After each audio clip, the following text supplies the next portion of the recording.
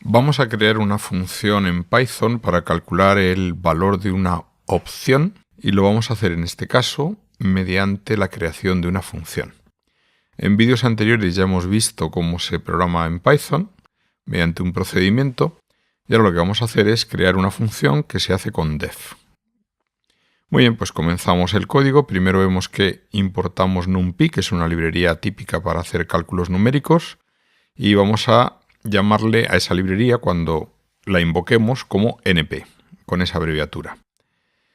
Vamos a también traernos una función que calcula la distribución binomial y eso se trae de otra librería que es la típica para cálculos de tipo científico, en este caso la parte de estadística.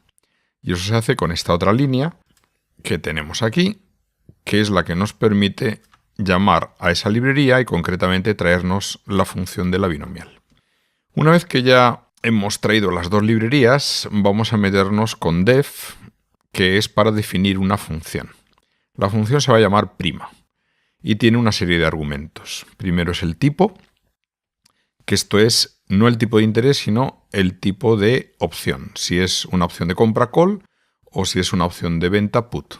Luego el spot, que es el precio del activo subyacente, precio de contado. Strike, que es el precio de ejercicio. Los años, la volatilidad anual, expresada en tanto por 1. N, que es el número de pasos del árbol binomial. Y T-int, que es el tipo de interés. Muy bien, pues nos metemos ya dentro de la función y la función sería toda esta parte, es la parte principal del código que tenemos aquí y vamos a ir viendo las diferentes líneas. Primero calculamos R, que aquí en un comentario del programador hemos puesto que R es el tanto instantáneo, que es el logaritmo neperiano de 1 más el tipo de interés que hemos pedido, que es el tipo de interés efectivo anual. Ese tipo de interés efectivo anual, que es Tin, se le suma 1, se le mete el logaritmo neperiano llamando a NP, que es la librería NumPy, y el logaritmo neperiano no se pone ln, sino que en Python se pone log. Muy bien, pues ya tenemos calculado R, que es el tanto instantáneo. Luego calculamos delta t, que es el incremento de t, que son los años partido por n. Luego calculamos U, que es el factor de subida en el árbol binomial, mediante esta expresión. También hemos tenido que llamar a NumPy para calcular la exponencial por aquí y la raíz cuadrada con SQRT por acá. Luego calculamos el inverso de U, que es D, que es el factor de bajada. Calculamos P, que es la probabilidad de subida. Y 1 menos P sería la probabilidad de bajada. Luego lo que vamos a hacer es trabajar con arrays, que aquí en Python son listas. Las listas se definen poniéndolas con corchete y la inicializamos con 0. Por lo tanto, SN, que es el precio del activo subyacente a fecha de vencimiento, inicialmente va a valer 0 en todos los elementos de ese array y multiplicamos por n más 1, que es el número de elementos. Y aquí ponemos un comentario del programador que dice que SN es la lista de precios del activo subyacente a fecha de vencimiento.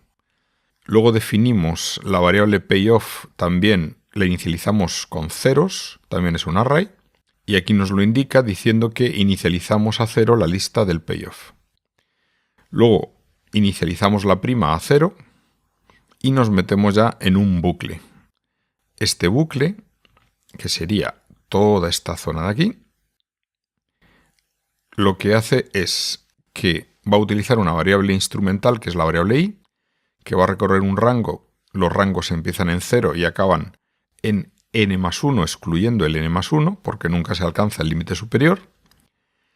Sn de i, esto es la posición iésima de ese array, de esa lista, se calcula como habíamos visto en vídeos anteriores que lo hacíamos en Excel, como el precio spot por U elevado, porque en Python elevar es con 2 asteriscos, a paréntesis n menos i, y por d elevado a i. Luego nos metemos en un par de if. Este if lo que te dice es que si el tipo en el que estamos es un call, y aquí obsérvese que hemos dejado que tipo se escriba con texto. Esto es, yo aquí puedo poner call o put, pero la palabra call la puedo escribir con la primera mayúscula o todo mayúsculas o todo minúsculas, y para evitar problemas lo que hacemos con lower es transformar lo que hayamos escrito a minúsculas. Y por lo tanto, aquí en el if le digo que si el tipo convertido a minúsculas es igual a call, esto es, si me encuentro en una opción de compra, y obsérvese que aquí el igual en un if se pone con un doble igual, porque si pongo solo uno me daría error. Pues en ese caso, si estoy en un call, lo que sucede es que el payoff se calcula como el máximo entre 0 y SN y ésimo menos el strike. En cambio, si el tipo de opción en el que estoy, también pasándolo a minúsculas, es un put, lo que hago es que me meto en este if, sería verdadero, y tendría que calcular el payoff como el máximo entre 0 y justo lo contrario que antes. Esto es, aquí hay que poner el strike menos SN en su posición iésima. En esta línea que tenemos aquí, que sigue estando dentro del bucle, del for.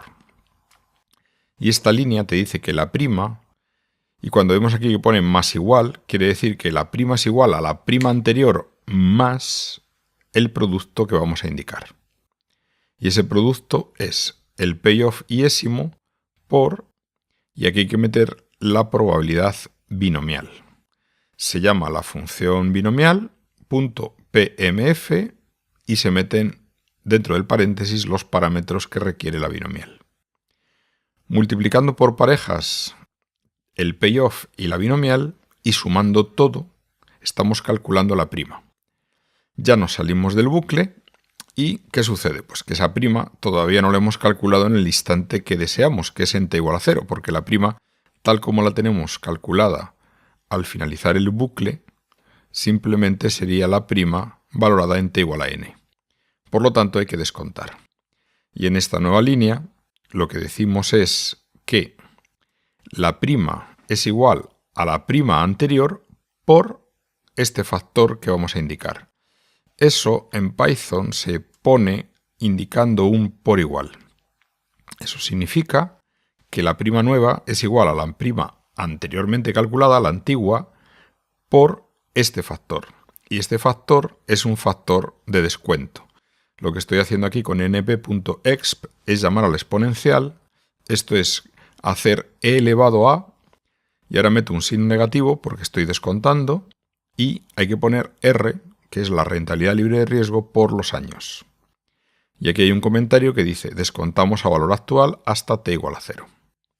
Bueno, pues al final lo que se obtiene, ese valor de la prima, ya es la prima correcta, la que tenemos ya descontada, y por lo tanto aquí lo único que hay que hacer en la última línea es meterle un return y llamar a esa prima. Lo que estamos es retornando esa prima. La función nos devuelve ya la prima calculada. Una vez que ya hemos terminado la función, lo que tenemos aquí es que decimos que m es igual a 50, llamamos m al número de elementos que queremos ir calculando. Esto es, nos lo dice aquí. Calculamos el árbol desde 1 hasta m pasos. M sería el número de pasos que voy a llegar a calcular empezando desde 1. Y voy a definir una nueva variable que la voy a llamar evolución. Es también un array, es una lista. Véanse los corchetes, la inicializo en 0 y la multiplico por n. Y esa lista lo que me va a dar es todos los elementos de la prima para cada uno de los diferentes pasos que voy a ir calculando desde 1 hasta el máximo que haya dicho, hasta m.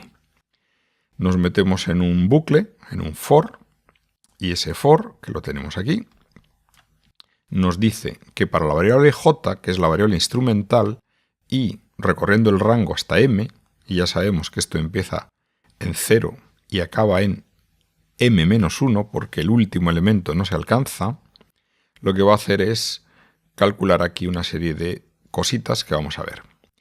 Primero tenemos un comentario del programador que dice: se pone j+1 porque las listas empiezan en 0. Este comentario hace referencia a el j+1 que vemos por aquí dentro, que ahora vamos a analizar. Bueno, pues dentro del for lo que tenemos es la variable evolución que se va a calcular, la jésima, que es la prima de. Y aquí le decimos los parámetros. Nos los estamos inventando estos como podríamos haber puesto otros. Le vamos a decir que es un call, como es un texto lo pongo entre comillas simples, punto y coma 100, que sería el precio spot, luego viene 110, que es el strike, 2, que son los años, 0,2, que es un 20% de volatilidad, n, que es el número de pasos, y aquí es donde tengo que poner j+1, porque como bien dice el comentario del programador, empieza el rango en 0, y luego tint, que es 0,07, que es un 7% efectivo anual. Esto calcula la prima y lo mete dentro de esa lista, que se llama evolución. Y lo que hago es imprimir justamente el elemento que toque de esa lista.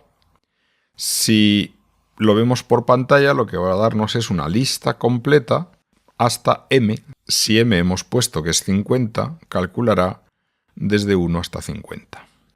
Y finalmente hemos puesto otra línea, que es simplemente el cálculo de una prima concreta. En este caso es un put con esta serie de datos. Obsérvese que aquí lo que hemos querido cambiar, aparte del put, es que el número de años es fraccionario, es 7 partido por 12, son 7 meses, y que en lugar de indicar el tipo de interés efectivo anual, que antes era un 7%, ahora lo que hemos querido es indicar un tipo de interés que es un 8%, pero como tanto instantáneo. Esto es, ese 8% es un tanto instantáneo, y si lo queremos poner en esta fórmula que requiere que pongamos un tipo de interés efectivo anual, tenemos que convertirlo. Y la forma de convertirlo es la exponencial de 0,08 menos 1.